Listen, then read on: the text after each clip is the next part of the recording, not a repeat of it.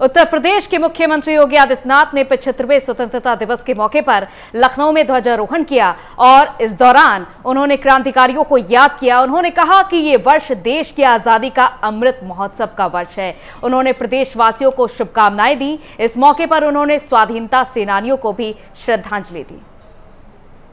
देश के 75वें स्वाधीनता दिवस के अवसर पर मैं आप सभी प्रदेशवासियों को हृदय से बधाई देता हूं। ये हम सबका सौभाग्य है कि देश की स्वाधीनता के अमृत महोत्सव वर्ष का हम सबको साक्षी बनने का अवसर प्राप्त हो रहा है। 1947 में पराधीनता के खिलाफ एक लंबी लड़ाई के बाद देश अनगिनत बलिदानों के कारण स्वतंत्र हुआ था। देश की स्वाधीनता की क्या कीमत होती है कि देश के अंदर अलग अलग स्थानों पर बने हुए शहीद स्मारक, स्वाधीनता आंदोलन से जुड़े हुए वे सभी स्मारक इस बात के जीवंत गवाह हैं। जो आधुनिक भारत के एक महातीर्थ के रूप में हम सबको देश की स्वाधीनता की लड़ाई का एहसास कराते हैं। मैं इस अवसर पर 1857 से प्रारंभ हुई देश की स्वाधीनता की उस सामूहिक लड़ाई के अवसर पर इस देश ने विदेशी हुकूमत को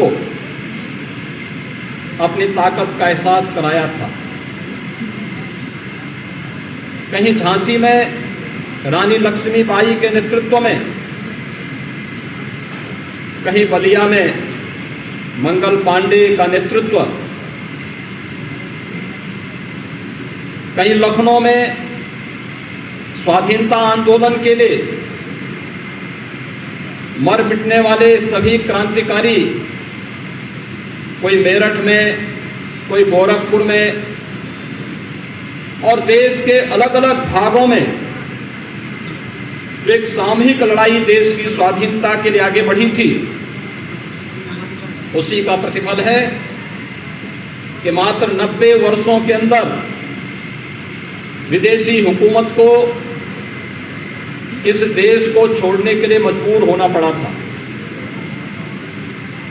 आज हम सबका सौभाग्य है कि जब हम देश की स्वाधीनता के अमृत महोत्सव वर्ष में प्रवेश कर रहे हैं, तब हम देश की स्वाधीनता की इस निर्णायक लड़ाई को एक निर्णायक स्थिति में पहुंचाने वाले राष्ट्रपिता महात्मा गांधी के प्रति नमन कर सकें। लखनऊ से ही 1916 में स्वराज मेरा जन्मसिद्ध अधिकार है, हम इसे लेकर के रहेंगे का उद्घोष करने वाले लोकमान्य बाल गंगाधर तिलक का उद्घोष देश की स्वाधीनता का एक मंत्र बन गया था। नेताजी सुभाष चंद्र बोस, सरदार वल्लभ भाई पटेल, स्वातंत्र वीर सावरकर, डॉक्टर श्यामा प्रसाद मुखर्जी जैसे स्वाधीनता संग्राम के इन अमर सेनानियों ने देश की इस लड़ाई को एक नई ऊंचाइयां प्रदान की। क्रांतिकारी गतिविधियां पूरे देश के अंदर चलती रही और उत्तर प्रदेश तो इस मामले में इस निर्णायक लड़ाई का एक केंद्र बिंदु बना।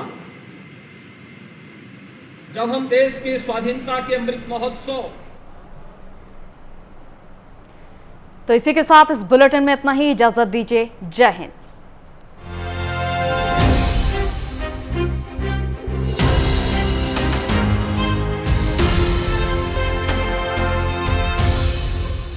ये है प्राइम न्यूज,